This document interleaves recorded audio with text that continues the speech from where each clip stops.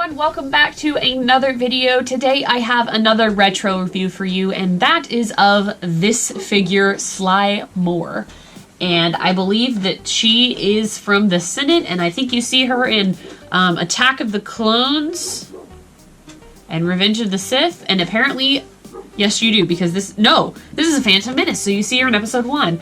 It says Sly Moore is the staff aide for Supreme Chancellor Palpatine. That's incorrect. He's not Supreme Chancellor in episode 1, at least until the end. Is that an error? I don't know. Anyways, so I guess, and yeah, she's a she. It's interesting. Far from his side, she has a piercing gaze and can only see in the ultraviolet spectrum. Ultraviolet. We're not Clockwork Orange here. Ultraviolet spectrum. Her species, the Umbarians, the Umbarians, I didn't know that's what they looked like, are rumored to be able to influence and even control the minds of others. It is believed that she is very close to Palpatine and knows his deeper secrets. She's his lover. Just kidding, I don't know. Okay, well, so I definitely recognize the character. This, to me, looks like, I'm pretty sure, guys, that she was in Revenge of the Sith. I'm going to say this, and I'm going to research it, and it's going to pop up on the screen and either prove me wrong or right. But, yes, this is Coruscant Senate. It says Star Wars. You get a picture of her. Star Wars on the top. You get a sticker with the name. It is from Episode 1, according to this packaging. She's number 5 in the series, and it says she includes a blaster, removable cloak, and base. We don't really need a blaster for this character, but I assume at this point Hasbro's really marketing towards boys who play with action figures, and what is fun about a girl character without a blaster? She doesn't need a blaster. I mean, it's fine, but I guess she comes with one, so that's what we're gonna do. Let me go ahead and open, I'll show you the back. Another picture of the little bio I was reading, and then the rest of the wave. So I do have the Queen Amidala, so that's the only one from the wave that I have. I really want that Wookiee. Yarua? That one there. It's really cool. Anyways, let's open her up and we'll take a closer look now. Alrighty, here is the action figure, Sly Moore. But before we go into her, I do want to show her accessories first. So just like the Queen Amidala, if you watch that video, she does come with a rather bland looking kind of ugly stand that connect together. I actually have Queen Amidala's here, and I believe they do this number, so they can be on the floor and standing next to each other, and you can build and build and build. I like the concept if you do all of them, but otherwise just having like 1 or 2 figures with the stand and not connected, it looks really tacky to me. But it does say Star Wars there, and it's like a gunmetal, and then there's no specific printing towards the character on it. She also does come with this teeny tiny blaster, and it is super rubber, very flexible. Definitely one that would break easy or you're gonna lose immediately. If I was a kid, I would have lost this. I one time had a Padme handmade action figure. I've never reviewed it, but it was one of the first figures I got. It was for my birthday, July, right after Revenge of the Sith came out in May. And I remember it was my birthday and I was opening it up in the living room.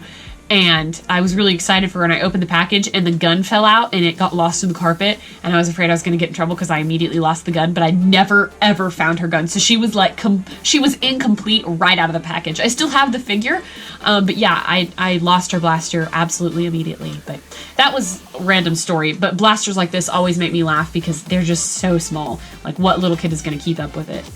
Not me. So anyways, let's look at the figure in closer detail. Here is Sly Moore again, and her face is pretty feminine. I worry sometimes with figures because the way Hasbro will print women is not very feminine, and then when they don't have any hair, it makes it even worse. But I think the printing on her face is really good, or at least the sculpting maybe. I think it's really nice. So she's got some, blue eyeshadow that might be a little bit heavy, and then this like blue ring around the back of her head.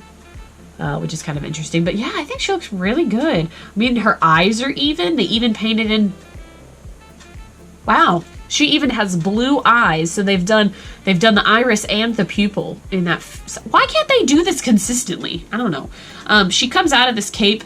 You might have noticed she was like falling out of it. So I'll show them individually. But this cape looks like it's furry. And it's like a light blue sculpted. They like to do these kind of pre-molded capes.